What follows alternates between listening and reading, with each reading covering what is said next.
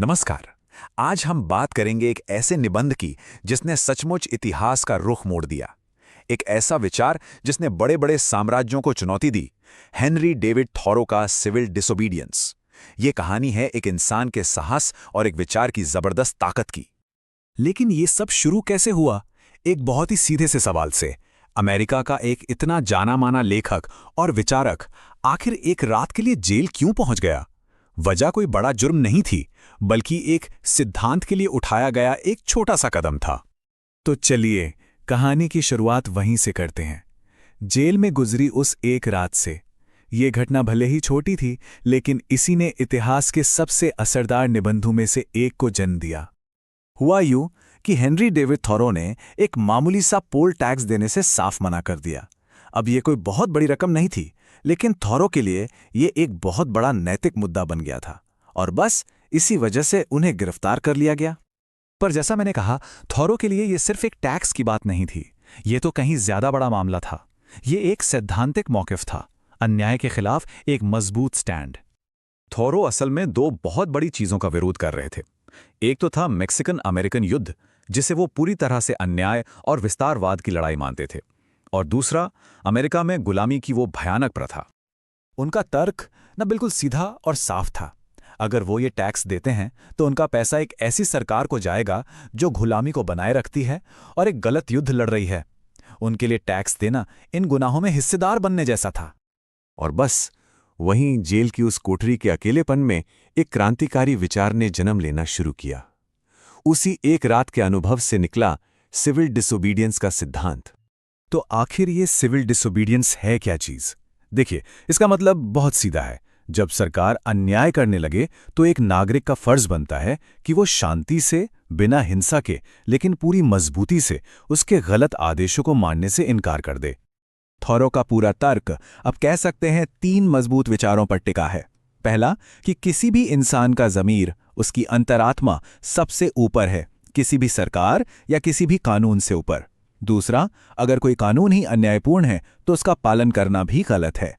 चुपचाप सब सह लेना उनके हिसाब से अन्याय का साथ देना था। और तीसरा, शांति से विरोध करना एक नैतिक कर्तव्य है। ये सिर्फ एक अधिकार नहीं, बल्कि एक जिम्मेदारी है। यहीं से थॉरो का वो बहुत मशहूर विचार आता है, सबसे अच्छी सरकार वो है जो सबसे कम शासन करती है। उनका साफ मानना था कि सरकार को लोगों की जिंदगी में कम से कम दखल देना चाहिए। वो मानते थे कि असली तरक्की तो लोग करते हैं, व्यापारी, किसान, नए नए आविष्कार करने वाले, सरकार नहीं। उनके लिए सरकार अक्सर एक जरूरत से ज्यादा एक रुकावट थी। इसका मतलब ये नहीं कि वो सरकार के बिल्कुल खिलाफ थे, नहीं, बल्कि वो एक बेहतर, ज्यादा नैतिक सरकार चाहते थे जो लोगों के रास्ते का रोड़ा न बने। और फिर आती हैं उनकी शायद सबसे शक्तिशाली लाइनों में से एक ऐसी सरकार के तहत जो किसी को भी अन्याय से कैद करती है, एक न्यायपसंद इंसान के लिए सही जगह भी जेल ही है। इसका मतलब क्या हुआ? मतलब बहुत गहरा है कि अगर कोई अन्याय के खिलाफ खड़ा होता है तो उसे इसके नतीजों के लिए, यहां तक कि सजा के लिए भी तैयार रहना चाहिए। थॉरो के लिए अन्याय भरे समाज में आज़ाद घूमने से बेहतर है कि पीड़ितों के साथ जेल में रहा जाए। सोचिए, क्या ये एक चरमपंथी विचार है या फिर नैतिक साहस की सबसे ऊंची मिसाल? और ये जो विचार था ना, ये सिर्फ एक किताब में बंद होकर नहीं रह गया। ये तो अमेरिका के जंगलों से निकलकर पूरी दुनिया में फैल गया, और इसने एक ऐसी लहर पैदा की जिसे आज भी महसूस किया जा सकता है। जरा इस विचार के सफर को देखिए। शुरुआत होती है 1849 में थॉरो के निबंध से। फिर आधी सदी से भी ज्यादा वक्त के बाद 1907 में महात्मा गांधी दक्षिण अफ्रीका में अपने सत्याग्रह आंदोलन के लिए इसी विचार से प्रेरणा लेते हैं। और फिर 1960 के दशक में Martin Luther king junior America में नागरिक अधिकारों के आंदोलन के लिए इसी अहिंसक प्रतिरोध की मशाल को थाम लेते हैं। एक ही विचार की क्या शानदार विरासत है। हाँ, ये कोई इत्तेफाक नहीं था। महात्मा गांधी और मार्टिन लूथर किंग जूनियर दोनों ने खुले तौर पर माना है कि थॉरो के सिविल डिसोबीडियंस ने उनके अहिंसक संघर्ष के तरीकों पर बहुत गहरा असर डाला था। सोचिए, एक लेखक का विचार दुनिया के 2 सबसे बड़े जन आंदोलनों की नींव बन गया। तो ठीक है, ये सब तो इतिहास की बातें हो गईं। आज की दुनिया में इस निबंध का क्या मतलब है?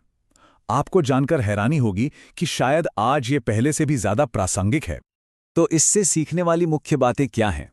थॉरो हमें याद दिलाते हैं कि अन्याय करने वाले कानूनों को चुनौती देनी चाहिए, लेकिन हमेशा शांति से। वो याद दिलाते हैं कि हमारा अपना ज़मीर हमारा सबसे बड़ा गाइड है, किसी भी कानून से बड़ा। और सबसे ज़रूरी बात, वो दिखाते हैं कि समाज में सच्चा बदलाव किसी एक इंसान के नैतिक साहस से शुरू हो सकता है।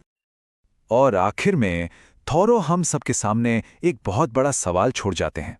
जब कानून और अंतरात्मा के बीच टकराव हो, तो रास्ता कौन सा चुनना चाहिए? यही वो सवाल है जो सिविल डिसोबीडियंस के दिल में है और आज भी हमें सोचने पर मजबूर करता है।